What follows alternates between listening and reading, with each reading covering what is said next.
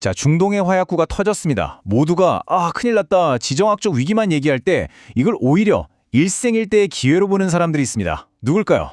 바로 수십 년 동안 중동을 지어올린 우리 한국의 대표 건설사들입니다.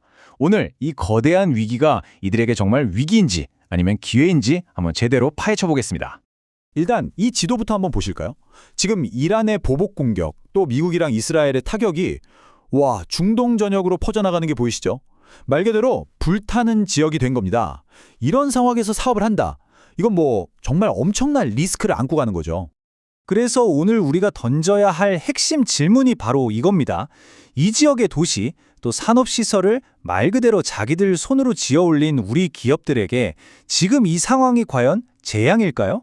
아니면 오히려 모든 걸 새로 지을 수 있는 황금 같은 기회가 될까요? 자, 그럼 첫 번째 파트부터 시작해보죠. 우선 건설사들이 지금 당장 현장에서 마주한 리스크가 어느 정도인지부터 한번 냉정하게 따져보겠습니다. 근데 여기서 아주 재밌는, 어떻게 보면 반전이 나옵니다. 뉴스만 보면 당장 큰일 날 것 같잖아요. 그런데 놀랍게도 지금까지 확인된 직접적인 피해는 거의 없다고 해요. 왜 그럴까요? 이유는 크게 두 가지입니다. 하나는 진행 중인 프로젝트 대부분이 거의 다 끝났다는 거고요. 또 다른 하나는 다행히도 주요 공사 현장들이 직접적인 분쟁 지역에서 좀 떨어져 있다는 점이죠. 이 표를 보시면 바로 이해가 되실 겁니다.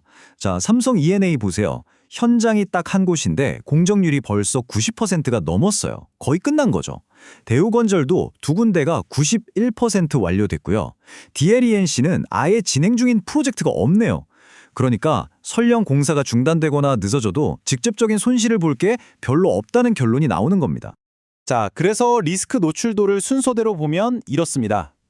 DLENC가 제일 안전하고 삼성 E&A랑 대우건설도 괜찮은 편이죠.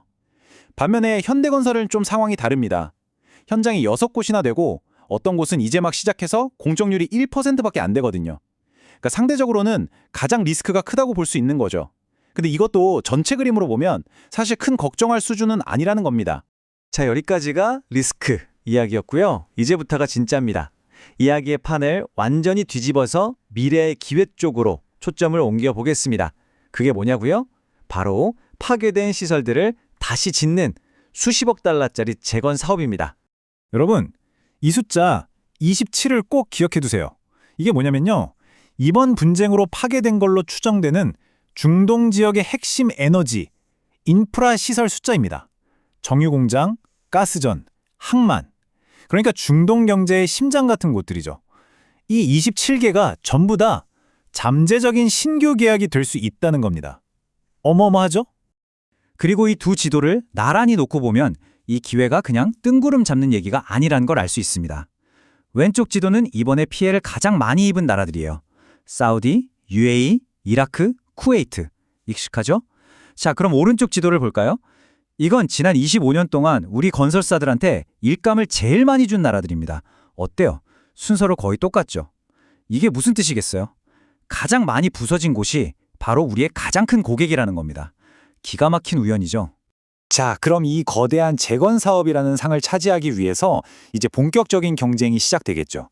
과연 누가 왕관을 쓰게 될까요? 이 경쟁의 판도를 읽으려면 아주 중요한 원칙 하나를 알아야 합니다. 바로 기득권 우위라는 건데요. 교보증권 보고서에 나온 이 문장의 핵심을 꿰뚫고 있어요. 쉽게 말해서 어떤 건물을 한번 지어본 회사가 그걸 다시 짓거나 고치는 일도 따낼 확률이 훨씬 높다는 거죠. 왜냐? 그 건물의 설계부터 기술, 문제점까지 누구보다 훤히 꿰고 있으니까요.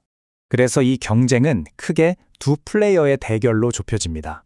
하나는 방금 말한 것처럼 파괴된 바로 그 현장을 직접 지어본 경험이 있는 기득권자. 그리고 다른 하나는 특정 현장 경험은 없더라도 수십 년간 이 지역을 휘어잡아온 절대강자. 이 둘의 싸움이 되는 겁니다.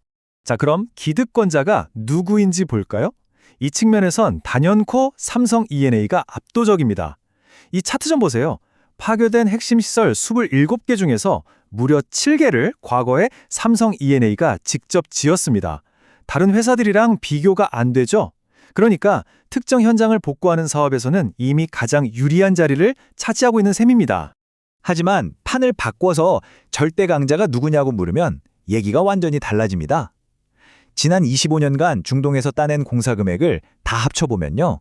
현대건설이 84억 달러, 우리 돈으로 100조 원이 넘습니다.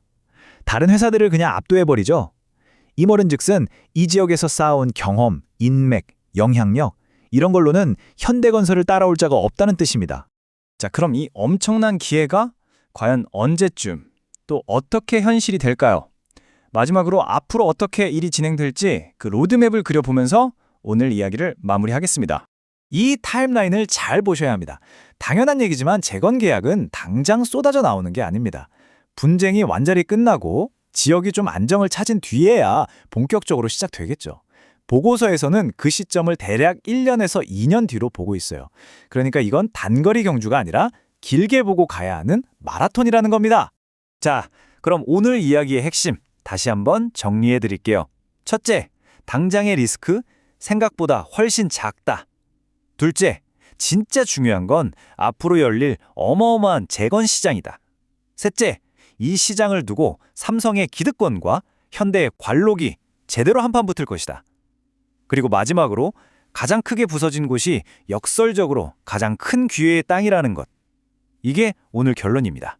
그래서 마지막으로 우리는 이 질문을 던지면서 마무리해야 할 것 같습니다.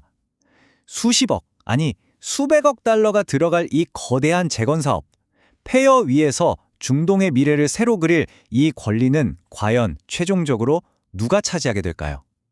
그 결과에 따라 앞으로 수십 년간 이 지역의 산업 지로가 완전히 바뀔지도 모릅니다.